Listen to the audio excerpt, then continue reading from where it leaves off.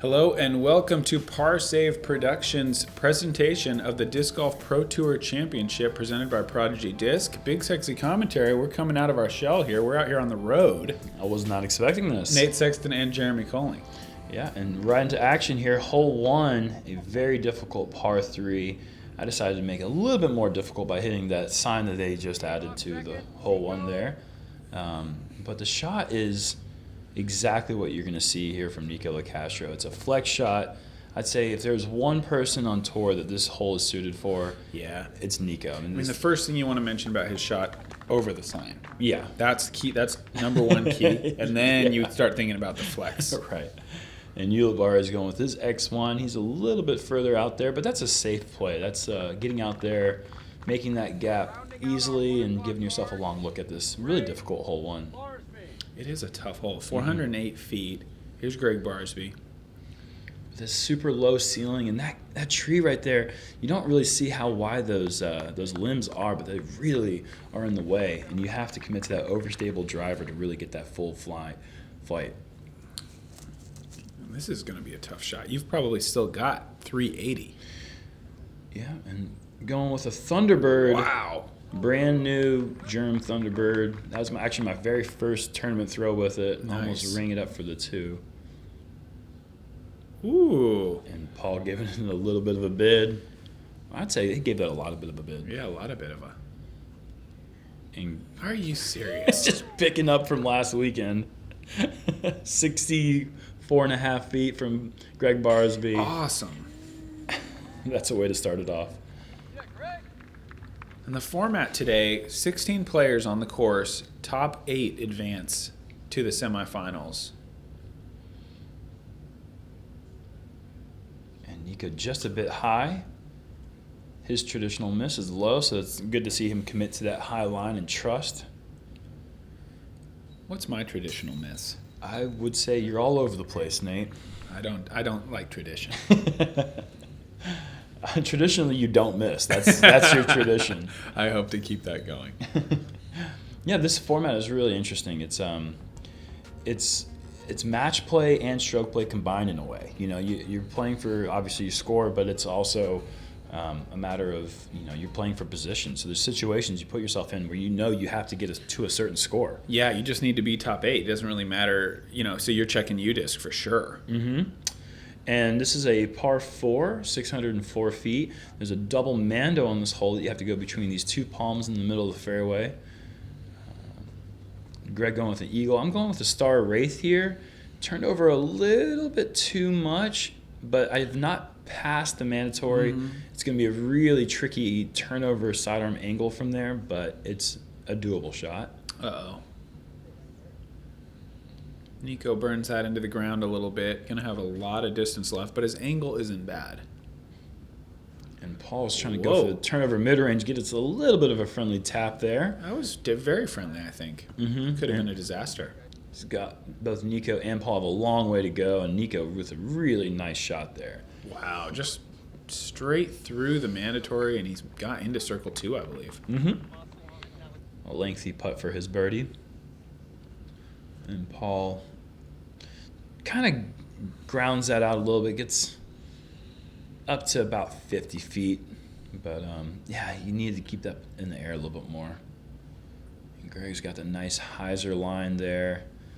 Comes just inside this water oak. Sweet. Time to get creative.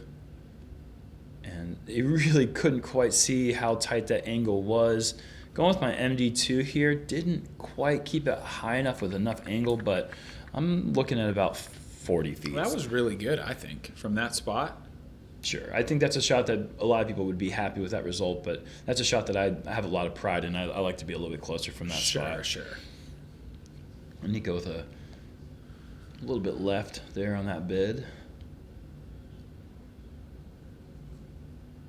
And oh, man, 2 in a row. So Yeah. close. Paul's trying to bushwhack him in there from 50 and not quite able to do so yet. That's a safe play. Yeah, just trying to just hone into my internet section. Just lay it up. You know me.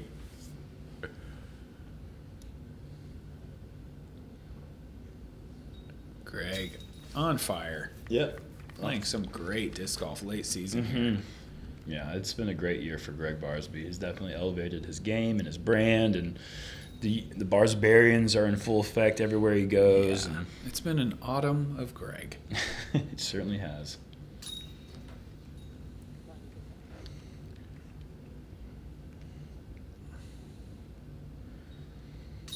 3 pars and a birdie for Gregg, who's now got a 2-stroke lead on the card. And this is the third of 4 cards going out on Friday, meaning these players on this card have more tour points than the first 2 cards. The last card has the most tour points of the 4 groups, and that comes in play if there's any ties for that 8th spot. The advantage goes to the player with the most tour points. And coming down the course later, you're going to know what you need to shoot for. Yeah, there's a lot of advantages. And hole 3, you guys are going with some forehand drivers here. Mm-hmm. Play around the tree. Wow, kind of a heavy skip for you. Yeah, I wanted to get a little bit more Anheuser like Gregg did with his Eagle. That's my more overstable of the 2 Sexton Firebirds I have in my bag. Nikko going with a traditional wide hyzer route, doing it perfect.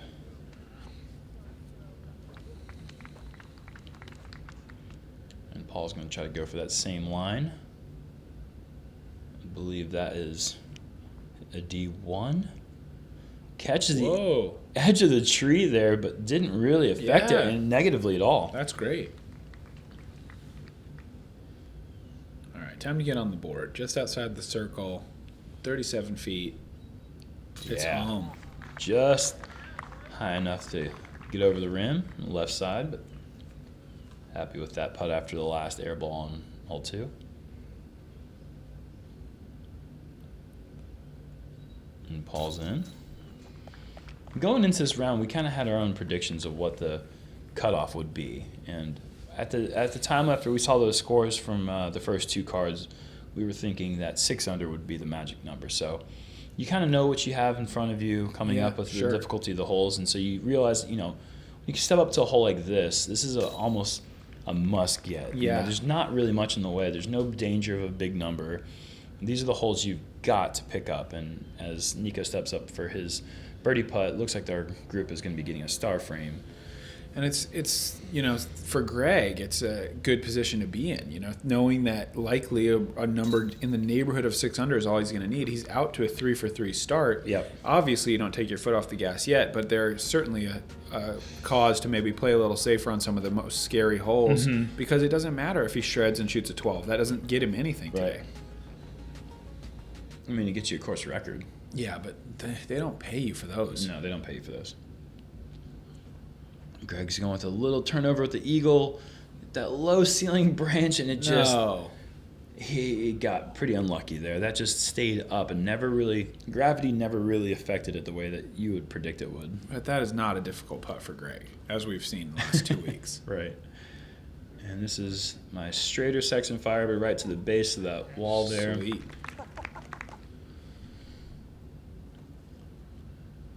And Nikko's going with a turnover. Ooh, sneaks it by. Back Circle side. 1. Mm-hmm. I like this little construction they've put in here. Yeah, this is a new element to this hole. It forces you to put it real close, or it's elevated slightly, but it's a big sand pit. Sort of feels like maybe it could bring the low-hanging branches a little more into play too. Wow, it wasn't hard for him. I was joking, but it turned out it was not hard for him. Just barely off. And Paul pushes through left side. I didn't have the greatest angle live on this putt, so I didn't. And Nikko hits back edge. I thought Paul was a little bit more center on that putt, but it was a good putt. Yeah. Just, it definitely went through the chains. It wasn't just a push out, but happy to take the only birdie of this card with Pretty surprising. Didn't Nikko just birdie? You're right. I just completely forgot about that. Only half the card birdie. Yeah, only half. It's 25% of the card. Yeah. 50% of the birdies. On a low ceiling hole, you were the only taller guy to get it. That's right. So that's saying something. So through 4 holes, we got Gregg leading the way at 3, and Nikko and I are at 2. Ulibarri at 1. Hole 5 is 381 feet. It's just straight shot. Definitely the smartest play would probably be a low ceiling overstable backhand or just a straight backhand. But you know me, I like to mix it up for sure. And that's for the fans. I could definitely do things a lot better in the sport in general, but I try to play for the fans. And I think they appreciate you for it. That is a good flex from Nikko, putting him edge of circle, maybe a little longer. And Barsby's pushing that tight side. Just needs to get around these palmettos. Or close. Palms, or what do you call those? Those are palms, right? That just covers the entire spectrum of palms. You just say palms, right? Yeah, that's for sure good. I believe there's over 2,000 varieties of palms. Somebody will let you know. I'm pretty sure that's actually right. I looked it up one time. You are way back, but you're getting aggressive here. No, maybe not as much as it looked like. I'd like to, but yeah, with the elevated basket from 100 feet, you can only get so aggressive. I would have been surprised, but it did look like you really popped that. Mm-hmm. And Gregg has got to throw, so you know it's going to hit metal, almost. I have had stretches, where it feels like every putt can go in, but I don't think I've ever been as hot as Gregg is right now. Yeah. It must be an amazing feeling, just around the putting green. The basket is basically the ocean right now. Yeah, it must just look huge to him. He's standing on the beach, and he's got a Frisbee that needs to go into the ocean, and he just throws it. Yep. And Nikko with a good bid, just a little bit off left from long range, but that would be a pretty big bonus birdie putt to pick up there with that drive being about 45 feet left with the elevated basket. Paul able to save his par. Nikko's kind of got a lengthy putt here for his par.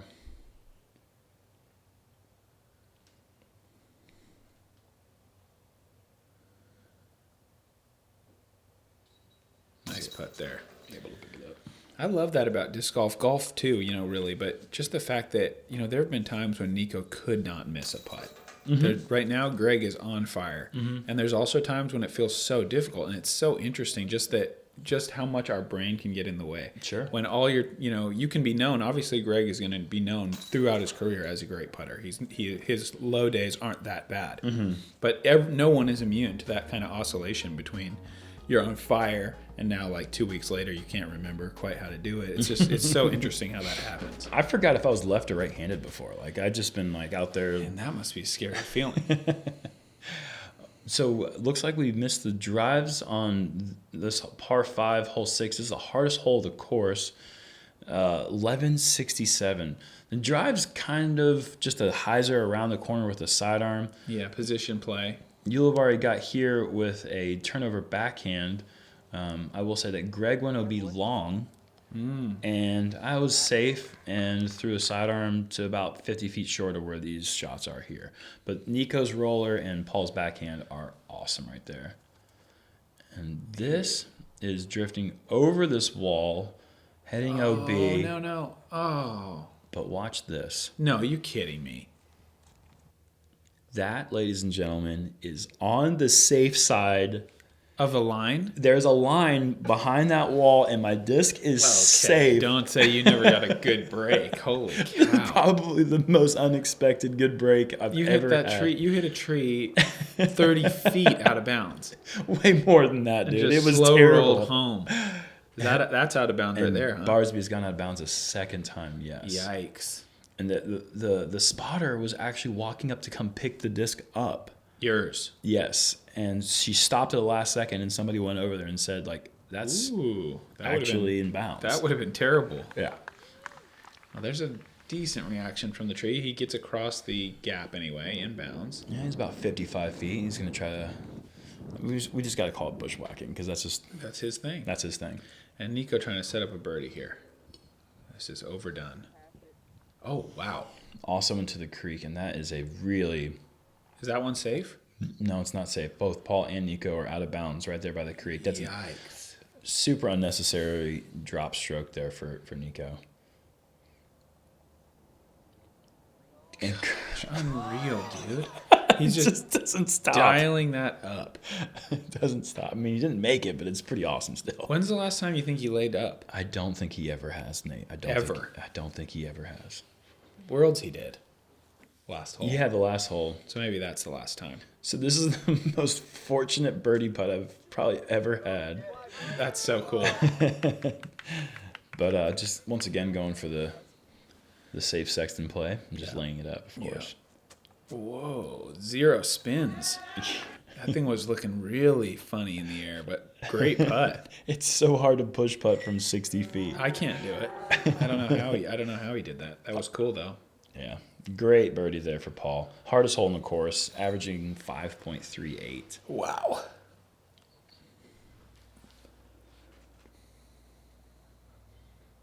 And Nikko's going to make his short putt for 6, and Gregg will have his putt for 7, meaning we got the small straight here, 4, 5, 6, 7.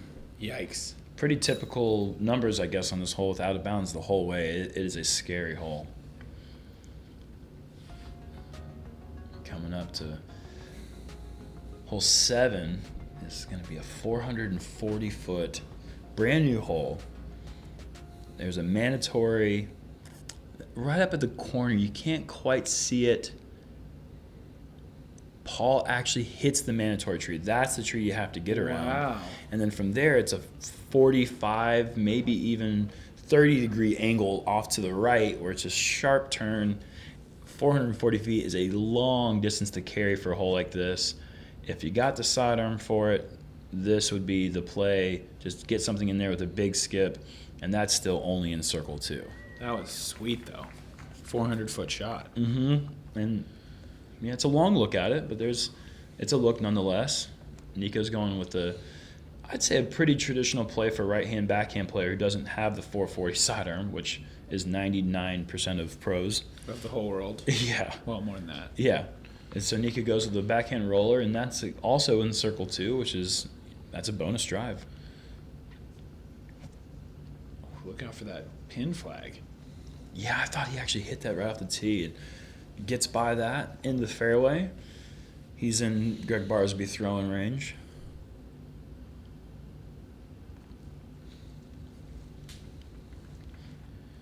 He's doing it. Hold on to your hats. I mean, that was close. I actually didn't think it was as close when I was standing there, but that camera angle made it look really close. 2 inches over the top. Yeah. It's so much fun, man.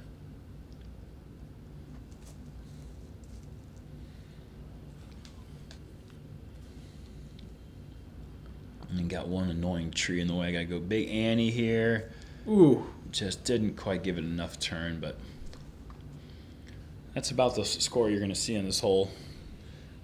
Curious how many birdies there were. Oh, 0 birdies, 1 bogey for the whole field. And the field, let it be known again, it is 16. only 16 players, but still 0 birdies. That's 15 threes and a bogey.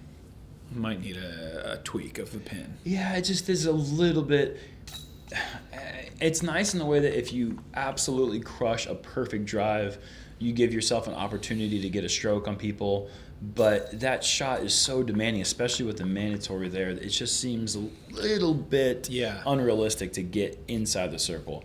I mean, if we had a field size of 70-plus players, we're going to see like 4 or 5, maybe 6 birdies on it for the day. But, oh, look at that. Walking, not the easiest thing for everyone. As it used to be. Yeah, it's not as easy as it used to be. All right. Moving on to hole 8. This right here, ladies and gentlemen. Wow, what a tough hole. This could be the hardest par 4 I've ever seen. It's tied for the hardest hole on the course. This averages 4.38. It plays like a par 5. It's so far. I mean, just because all the out of bounds, oh, yikes. All the out of bounds and the big distance, it's just really, really hard to get up there with a putt. This drive is scary here because this cart path on the right is all out of bounds. And Nikko, with a great-looking drive, he only clears the cart path by about 15 feet. Yeah, it pulls in there right at the spot where you would not want it to. And Barsby going super wide. This is maybe too wide. And out of his hand, I thought the same thing. He Okay. gets the furthest left of the group. Interesting. Got that good glide. He had a super overstable disc, and my mistake was the biggest mistake you could make because it's no distance. And I'm really upset with this one because this is off on the left side. You're going to have bad footing now, and you're still probably 400 feet to the pin. About 400 feet to the pin from there. And you have got to cut off big distance off the tee if you want any shot at birdie. Wow, this is so aggressive. And this is Barsby saying, hey, I'm coming out here to go for a big number, and Not happening. not happening. That right there Out of brings in bounds, that big score. and he is now going to advance, 20 feet? Yeah, maybe 50, but yeah, not much at all. And Paul playing for the safe play out to the left, and that's what the hole forces you to do. I mean, Paul had a great drive, and yet he had an aggressive shot, and he's still left with 60-something feet. Nikko's sort of splitting the difference here. See if this can get a putt. It's going to get him a putt. And that left side, Unlucky on the path. that cart path plays as a river OB. What? Yeah, I'm not a big fan of river OBs. Oh, I hate that. I know. It's just weird. Yeah, that's ridiculous. So Gregg getting smart, playing it left, but he's going to have to settle for a double bogey.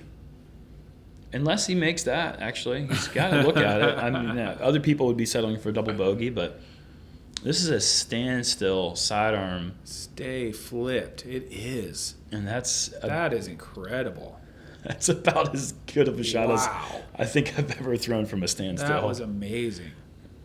That was definitely a good feeling right there. That was a situation where I'd dropped 2 shots in a row and I needed something good to happen. Paul with good touch there onto the sandbox. Sweet. And the sand, that's a new addition on this hole as well. We have the sand on hole 4 and here on hole 8. Okay. And reality. A normal person throw. A Yeah. normal 1,030 rated throw. Correct.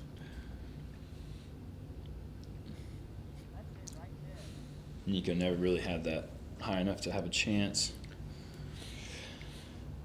That is a nice par. That is a very happy feeling par walking away from that. That is a real par save productions Oh. moment. Come on. And just like the hole before, 0 birdies on hole 8. 2 bogeys, and you're about to see one of the 2 double bogeys. Yikes. So, I mean, it's a brutal. Yeah, I'm not sure I like that. 16 of the best players in the world. Like, I want to bring the tee back either 40 feet or bring the sandbox back another 40 feet and just call it a par 5. It's like what it is, Yeah. you know? And the last hole, the front 9 here, the par 5. It is a really wide open tee shot. The play is just to get it out there over to the left side because the right side cart path comes into play. And Paul just plays a hyzer. I believe this is with his D2. That white post is a pretty good mark, just somewhere out there. Yep, that'll work. Opens up a good angle for his second. What you don't want to do is turn What? a driver out of bounds where the angle is immediately cut off. Was that a Vulcan? What'd you throw? That was actually a Blizzard's Vulcan. No, it was a Star Destroyer that I just threw like an Just idiot. yanked. Yeah. I just yanked it over. I rolled my wrist. This is pretty ideal. Yes, that's a great. I mean, he's way up the fairway with a good angle. Yeah, that's exactly what you're looking for.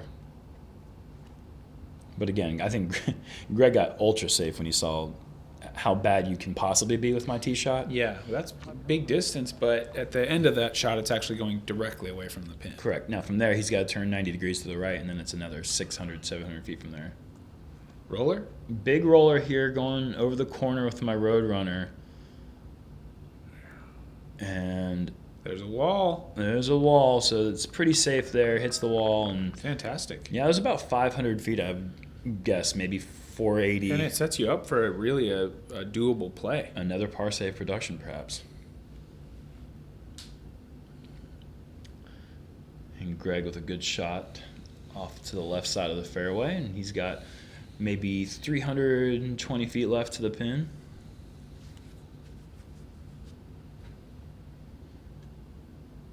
Paul again just playing safe, smart shots away from out of bounds, putting himself in the fat of the fairway. What do you think he's got there? 350? Less than that. Okay. Less than that. But yeah, it's over 300, but he's probably looking at like the 310 to 320 range. And Nikko's going an aggressive roller line here. I believe this is a star strike.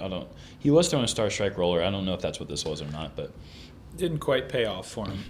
No, but his drive was so aggressive that even hitting that tree, he's still closer than Gregg and Paul's second shots. Wow.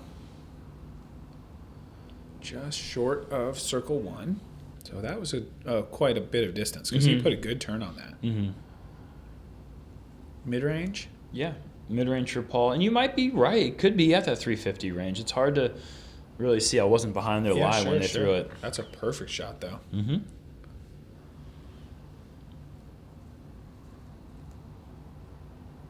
Nikko going at it with a little bit of flex here. It's going to finish nice right inside the circle. And I'm going with my stable Sexton Firebird here and putting a little pop on it. Sweet. And getting a little metal, I think. I'm not sure. It looks like it may be. I vote for it. Yeah. All right. Little low. I don't know. With Gregg's, I hate to judge a player's confidence level based on a 100-foot throw, but his throwing attempt on the previous hole was not the same confident full throw, and it was a little bit left, and that putt wasn't quite as confident, a little bit low. And it looks like maybe those OB shots, both on hole 6 and hole 8, maybe stirred his confidence a bit. Definitely. I mean, when you got it rolling, it's easy to keep it rolling sometimes. Right. But a little adversity can change things, obviously. He's over par now. Mm-hmm. After that hot start, that's got to make you kind of question what is going on today. Mm-hmm. I thought I was home free after 3 holes. Sure. And he's definitely run into some trouble, so we'll see how he responds. And that will move Ulibarri to 3 under on the front 9. And with that tap in, that concludes our front 9 coverage. Thank you guys so much for tuning in. We will be back and bring you the action from the back 9 on this New World Disc Golf Complex course. Yeah, there's a lot of action to be had on the back 9. It's going to be exciting to see what scores come in and what advances to Saturday's semifinals.